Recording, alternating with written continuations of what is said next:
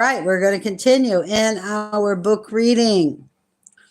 The Pope, Chief of White Slavers, High Priest of Intrigue. We are in part 7 of the letters to the public. We have a few more to go, and then it looks like we will be completed with this book reading. Okay. Still busy at his old stand, as if Savonarola had not died or Luther lived, is the Pope. His Jesuitical agents, not less so in the sale of indulgences and in other forms of grafting. Pope Pius X, instigated by impecunious Roman shopkeepers, by greedy cardinals and avaricious courtiers, has just proclaimed another universal jubilee, of which we read in the Journal Tribune, Knoxville, Tennessee, March 30th, 1930. Peace of Constantine, marking Christianization of the Roman government, will be elaborately celebrated by the Vatican. Celebration in part also will be a protest against a celebration by the Italian government. Rome, March 29th. Thousands of pilgrims from all parts of the globe are assembled in this city to witness the opening of the series of celebrations which the Vatican has arranged to commemorate the 16th centennial of the proclamation of the Edict of Milan, known as the Peace of Constantine, which marked the Christianization of the Roman government. On the surface of this celebration, which will extend over the whole year, is supposedly merely to be a fitting remembrance of the adoption by the Emperor Constantine, following his victory over the pagan general Maxentius, just outside of Rome, of Christianity as the official religion of the state. No secret, however, is made of the fact that back of the celebration are two other motives.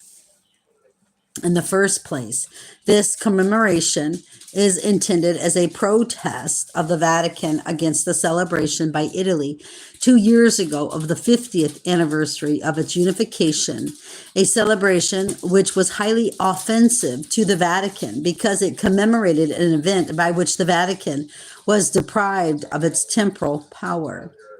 To celebrate the anniversary of the unification of Italy, the government had arranged exhibitions on a magnificent scale at Rome and at Turin.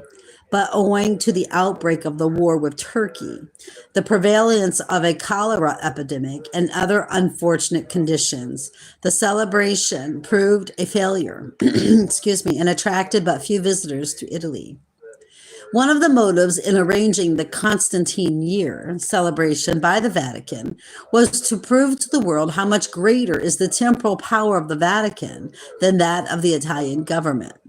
Judging from the number of pilgrims already assembled here and the many thousands who are either on their way to Rome or have made their plans to visit the city at some time during the celebration, the Vatican bids fair to make a good showing. Although the commemorative celebrations planned will all be held in this city, some of the principal anniversaries will be observed by Roman Catholic churches throughout the world. The illness of the Pope will probably prevent him from taking part in the services and ceremonies scheduled to take place within the precincts of the Vatican, but there will be enough pomp and spectacular display of magnificent order to satisfy even the most exacting sightseeing visitors. Should the condition of the pontiff improve, he may, by his presence, lend greater importance to the religious ceremonies in the Vatican to be held in April. The traditions of the Church will, of course, exclude the Pope from all celebrations held outside of the Vatican precincts. The series of commemorative celebrations will begin tomorrow with a solemn Eucharistic procession. It's okay. Passing from the catacombs of Saint Damatilia to those of Saint Calixtus, and then to the church and catacombs of Saint Sebastian, where a Te Deum will be sung and the Blessed Sacrament administered to the pilgrims. Excuse me. From April 6th to the 13th, inclusive, a solemn octave will be celebrated at the Church of St. John Latran. with exposition of the Archipopita. During the octave, the mornings will be set apart for the reception of the pilgrims of Young Men's Christian Association, Arch confraternities, congregations, and religious orders, with a sermon every afternoon by a bishop and a benediction by a cardinal, culminating in a pontifical high mass on April 13th, celebrated by a cardinal in the presence of the pontifical court, the diplomatic corps accredited to the Holy See, and the high dignitaries of the Church of Rome. On April 20th, there will be a solemn commemoration at St. Peter's on the same scale of magnificence as the feast of the Prince of the Apostles, with the exposition of the relics of the Passion of the Savior, which are kept at St. Peter's. On April 27th, there will be a celebration and pontifical mass at the Patriarchal Basilica of St. Paul on the Ostian Way. May 2nd, 3rd, and 4th, there will be pontifical masses in the Church of St. Croce in Jerusalem. It's Gerusalemme.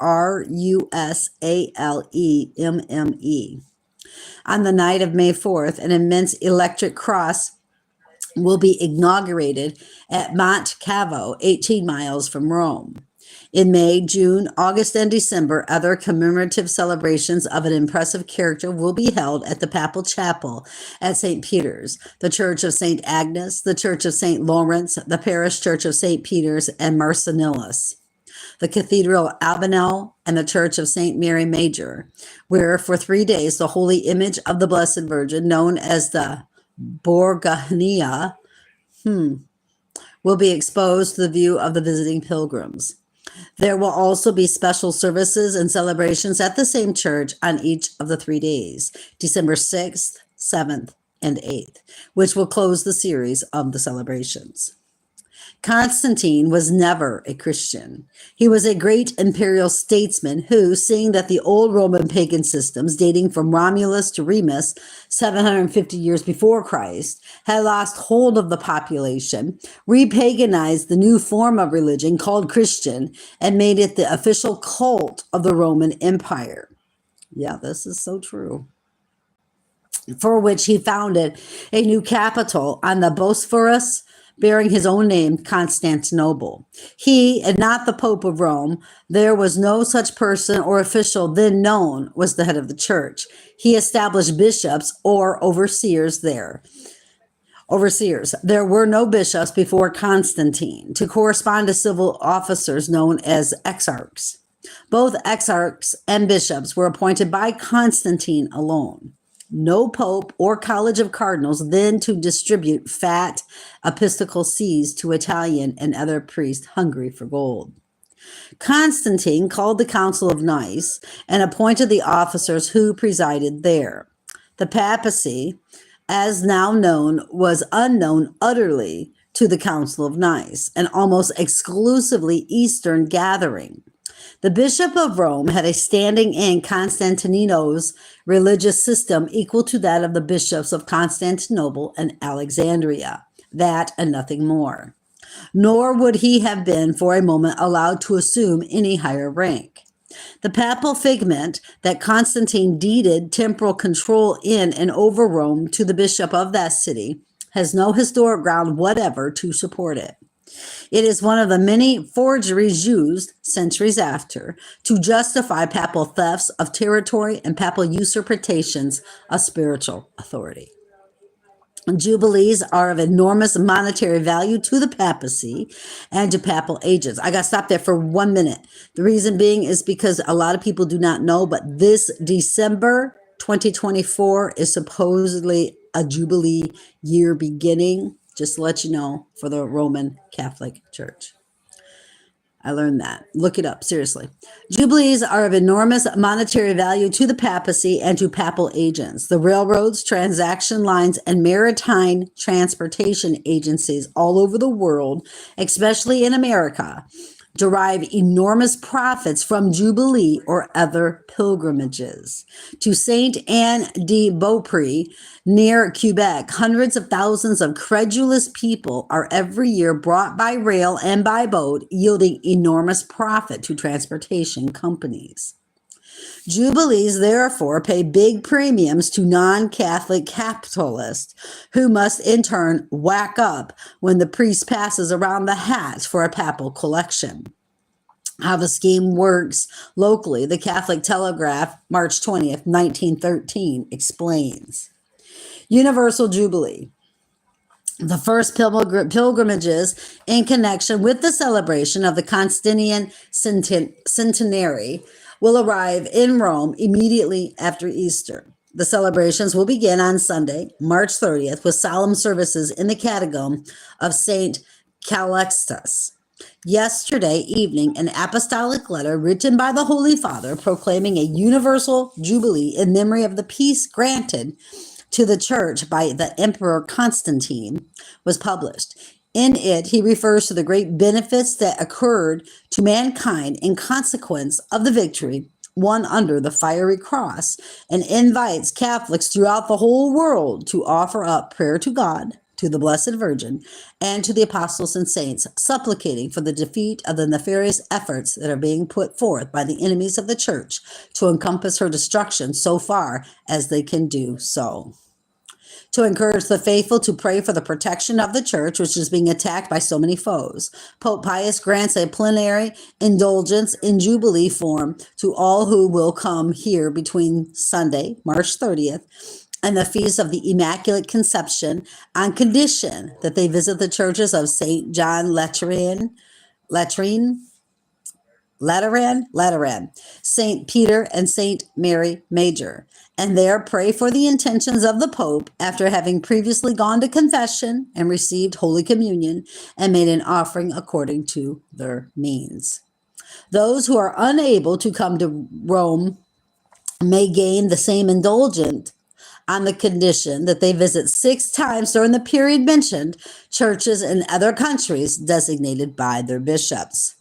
Special concessions are granted to travelers, religious of both sexes, foreigners, and those who are sick or who are otherwise prevented from making the visits to the churches. That the Papalist of the United States sent the graft in this jubilee is, by the Catholic Telegraph, March 20th, 1913, proven. To celebrate Constantine's centenary, Philadelphia, March 17th. Preparations are almost completed for a fitting participation by the Archdiocese of Philadelphia in the worldwide celebration of the 16th centenary of the granting of freedom and peace to the Church in the Edict of Milan, proclaimed by Emperor Constantine in the year 313. The committee in charge of the local celebration consists of Bishop McCourt, Reverend Monsignor James T. Traynor, VG, Reverend Monsignor Nevan F. Fisher, Secretary, Reverend Monsignor Philip R. McDivitt, Superintendent of Parish Schools, Very Reverend Henry T. Drumgoole, LLD, Rector of the Seminary, and Reverend William J. Higgins, STL, Rector of the Cathedral. The following program has been arranged. Novena of Thanksgiving in all the churches to end on the Feast of Pentecost, May 11th. Pontifical Mass in the Cathedral on Thursday, May 8th. Children's Celebration in the Cathedral, Friday, May 9th. Solemn services in all the churches on Pentecost Sunday, collection for the Holy Father. Public celebration in the open air at the Seminary Overbrook, Pentecost afternoon. Benediction of the Blessed Sacrament by Archbishop Prendergast. What a time of feasting for the Holy Fathers all over America and elsewhere this Jubilee season. Every church having its own celebration, there will be, in 1913, a period of clerical dining and wining, the very anticipation of which gladdens hearts and tickles stomach of ferocious Roman cleric. How the liquor dealers will profit for the heavy orders of supplies needed to keep up the fires of priestly spiritual zeal. How butcher and baker and every kind of cater will flourish on profits of yielded by clerical patrons during this busy papal season of prayer and mortification. But more busy will be pot and pottle, rum and red light activities. What is an indulgent? No such word is found in the New Testament. Not Tertullian, nor Origen, nor Augustine ever speaks of such a doctrine as that of the Roman Church of today. Even Thomas Aquinas knew little of this doctrine of indulgences as it is developed in the era of Alexander VI. The coarse, licentious brute of the papacy, 1492 to 1503. And Leo X, the cultured Epicurean pontiff, reigning from 1513 till 1529. What are, I ask again, indulgences? No words of my own shall I employ. Let me present photographic copy of page 37 of the Catechism of Christian Doctrine, prepared and enjoined by order of the Third Plenary Council of Baltimore, and published by ecclesiastical authority. Lesson 23. Number 231, remission, taking away. 232, license, permission to do something. 236, applying, giving the benefit of. 236, superabundant, mere than it wanted. 236, treasury, a place for storing riches in. 237, enjoined, ordered to be done. On indulgences. 231, question, what is an indulgence? Answer, an indulgence is the remission in whole or in part of the temporal punishment due to sin.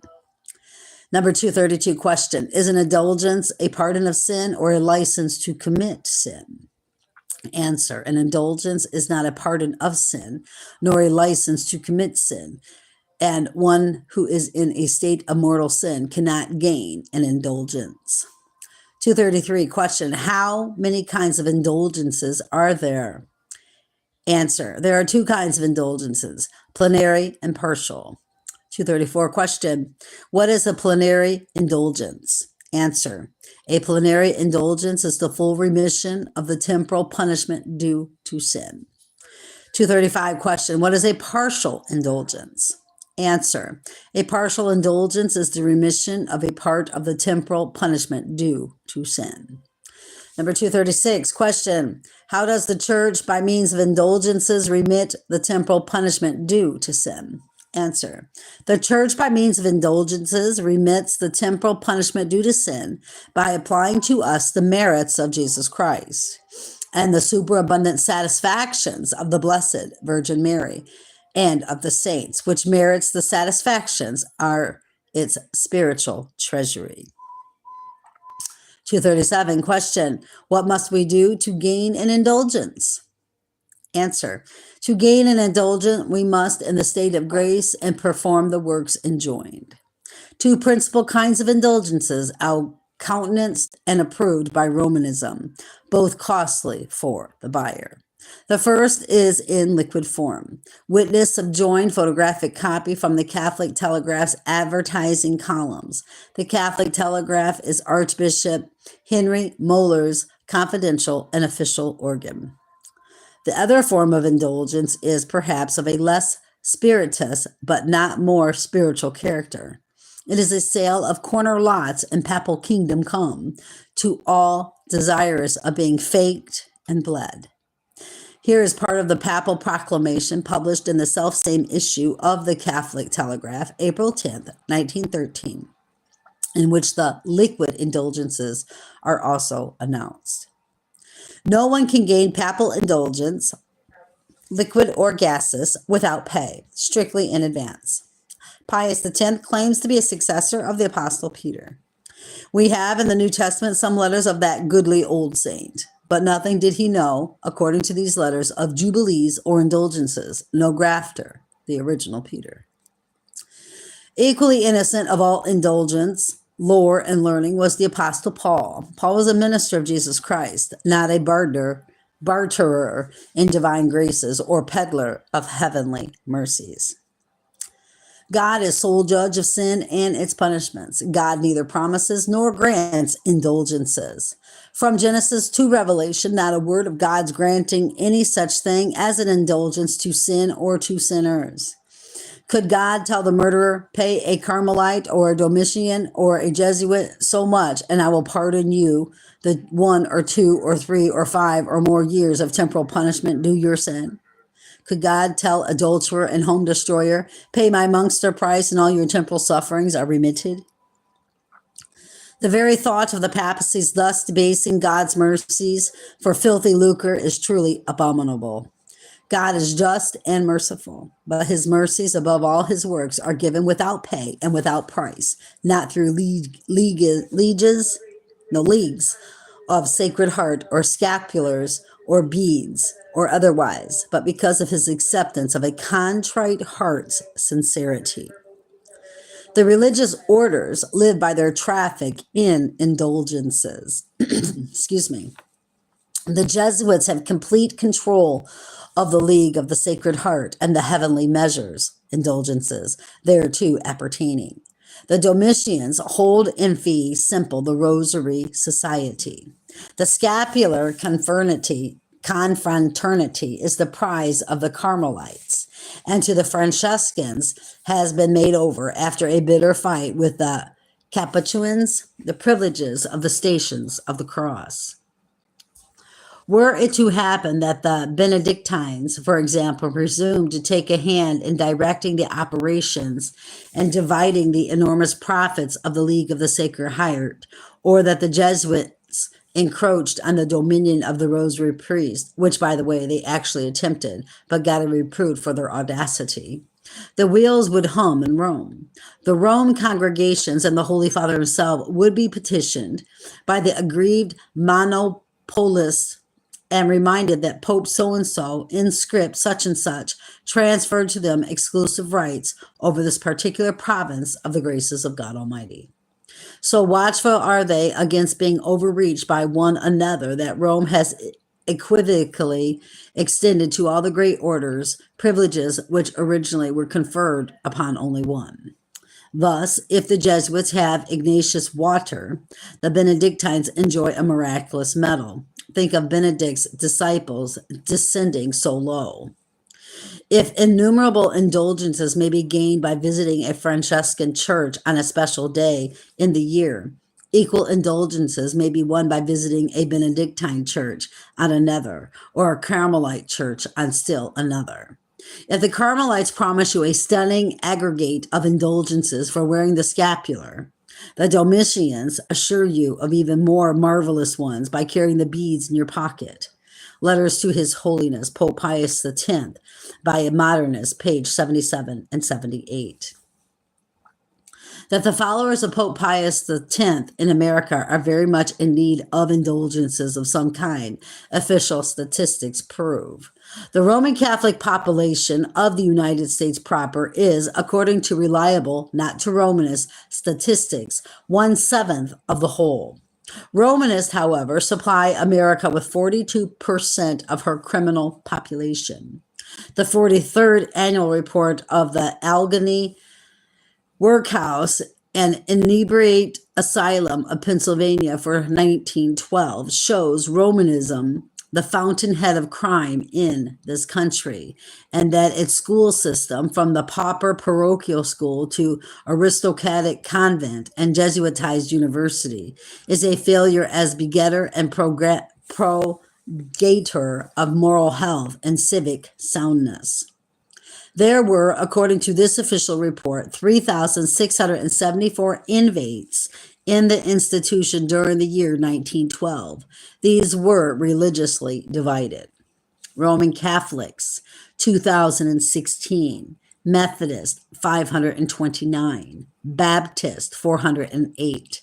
Presbyterians, 291. Episcopalians, 60. Jews, 29.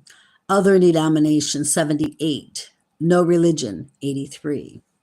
Thus, the Roman Catholics in one typical institution of its kind stand 2,016 against 1,658 of all other or no religious denominations, a clean majority for Pope Pius X of 358. The latest figures before me of the criminal population of the United States are those of the Commissioner General of Immigration for 1908, given in the World Almanac for 1913. The total number of persons then in penal establishments in the United States, exclusive of Alaska, Hawaii, and Puerto Rico, was 148,550, of whom 62,391 were Romanist, when their proportion should have been, according to population, 21,223. Wow. But there is another point of importance to consider. The Negro population of the United States, about 11%, the exact figure for 1910 is 10.7, contributes far more than a normal quota to American prison population. In the absence of more exact figures on this head, let us estimate, the estimate is modest, the Negro criminal population at 50% of the non-Catholic prison population of 86,159.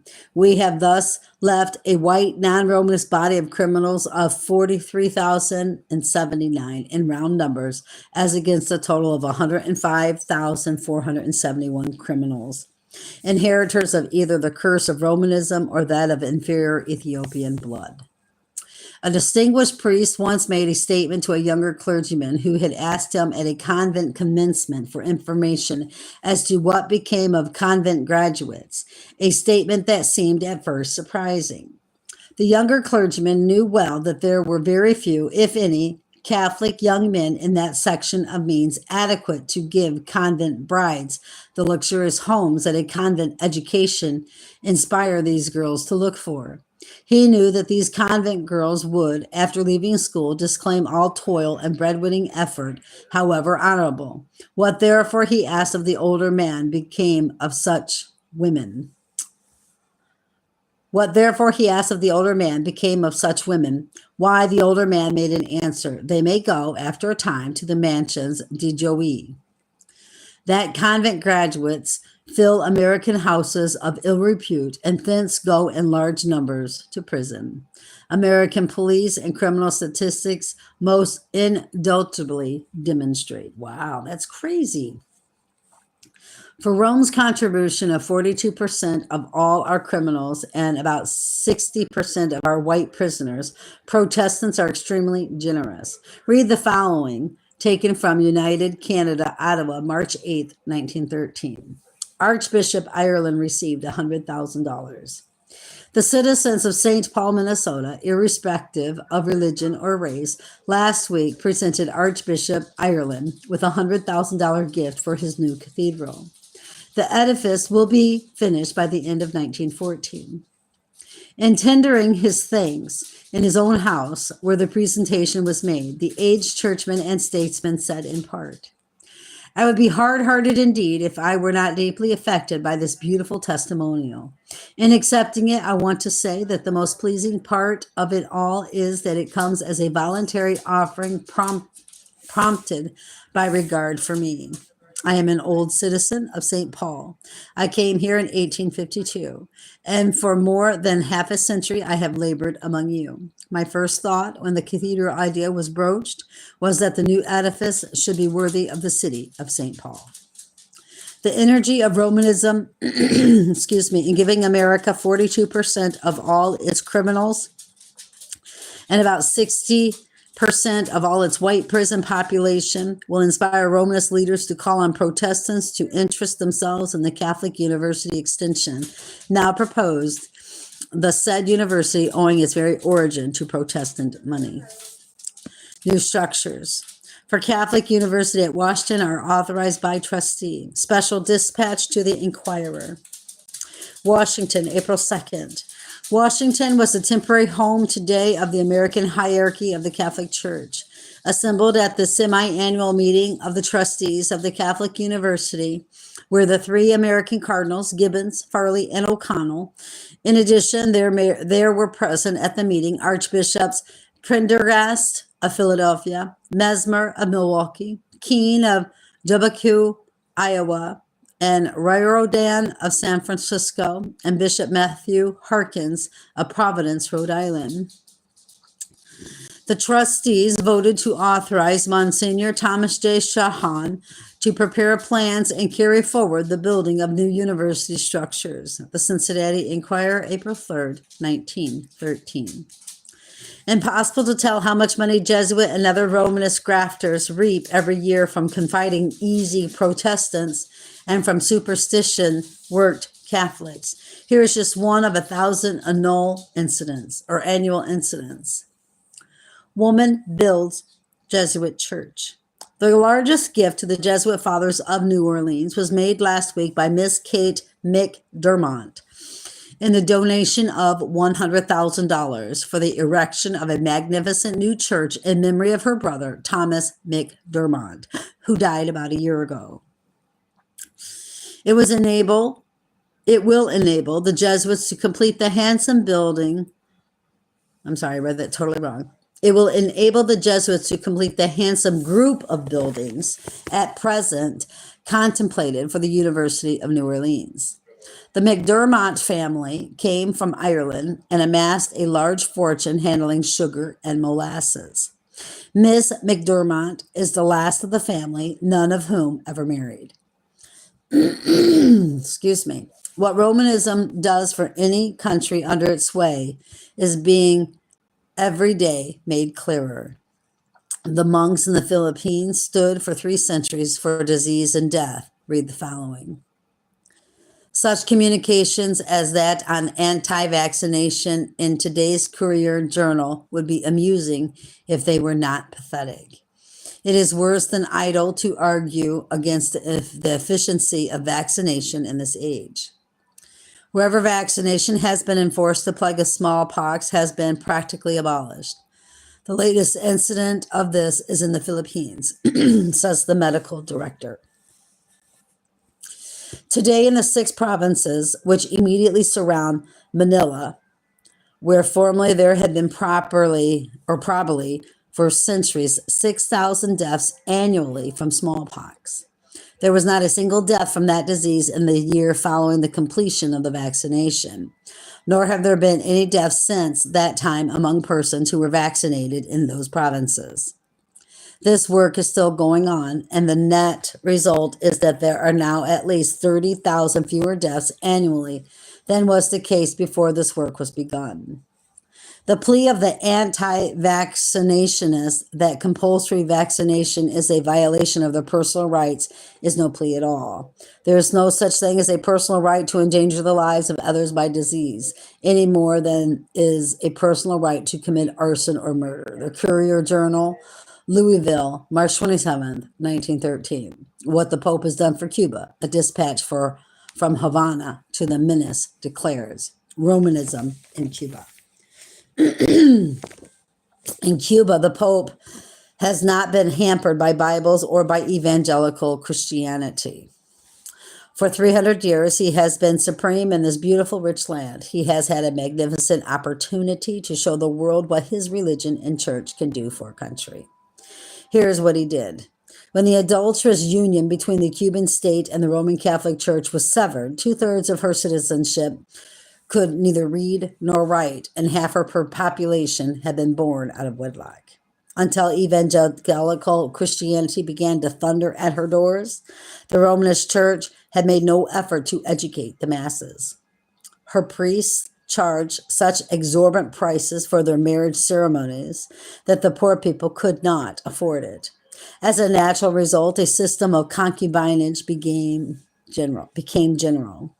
When Roman Catholic Spain's domination of Cuba ceased, so large a percent of her population had been born out of wedlock that on every marriage document, the contracting parties had to declare whether they were the legitimate offspring of their parents or not. Girls reared in gospel lands had to be insulted by answering this question before they could get married in the then Roman Catholic Cuba. Since the separation of the adulterous union of the Cuban state from the Romanist Church, it has all changed. Public schools and also evangelical schools now dot the land over, and civil marriage has been instituted. Hence, the percent of illiteracy and illegitimacy is very rapidly decreasing. Cardinal Gibbons attributes liberty and virtue and nearly every other good thing in the United States to the Catholic Church. Suppose he attempt to tell the American people why the Pope and his church never do for Cuba what he claims it did for the United States. While he is at it, he might tell them about the shortcomings of the church in rich, beautiful, big Brazil and Mexico. By their fruits ye shall know them. Roman Catholic fruit in Roman Catholic countries is very bad. It could not be worse. This being Jubilee year, the Knights of Columbus are exceedingly busy in legislative halls and otherwise. So tells the Catholic Union and Times, Buffalo, New York, March 13th, 1913. The Knights of Columbus are being forced into politics by the people who have been making a mighty noise as to the separation of church and state. In Colorado, a bill has been introduced in the legislature which, if adopted, as it probably will make unlawful the writing, printing, publication, circulation, or distribution of any false statement, matter, or thing purporting to be the ritual, ceremonial, or ceremonies, or part thereof, of any church, religious society, organization, or corporation, or of any fraternal, beneficial, or secret society, organization, or corporation, and making certain testimony in respect thereto competent, and making violation thereof a felony, and providing penalty thereof. Wow, therefore. A similar bill has been presented to the Missouri legislature. These bills are the work of the Knights. Forced into polities? Forced into polities? Excellent term in truth for Knights of Columbus. The Knight of Columbus lives on politics. It is the very breath of his nostrils, the choice nutriment of Miss Body and soul. He has representatives in every legislative body from the Congress of the United States to City Council of humblest towns in the land. The Knights of Columbus is the agent for priesthood and prelacy dirty work. But the knight aforesaid gets for his salacious services good substantial rake-off. Imperative duty it should be of all true Americans to put not only Knights of Columbus, but their masters, popes, prelates, and priests out of politics. The knights, their chiefs and guides, are the bane and curse of the nation's life. France has put political Romanism out of business. So also have Italy and Portugal. Spain and Ireland are soon to do likewise. How long shall non-Catholic America, England, and Germany tarry in giving heed to the call of patriotism and social duty? Insane. All right, that ends that chapter. I'm going to pick right back up in here just a few minutes. Part 8. Keep your eyes on Jesus, brothers and sisters. Seriously. I know I say that every time, but I mean it. We have got to, because if we don't keep our nose in the book and embed that in our hearts, we will be deceived and we will sin against God. I mean, that's a given. We have got to be fervent and diligent in our studies, in our prayer life, in our walk. I'll pick up in here in a few minutes.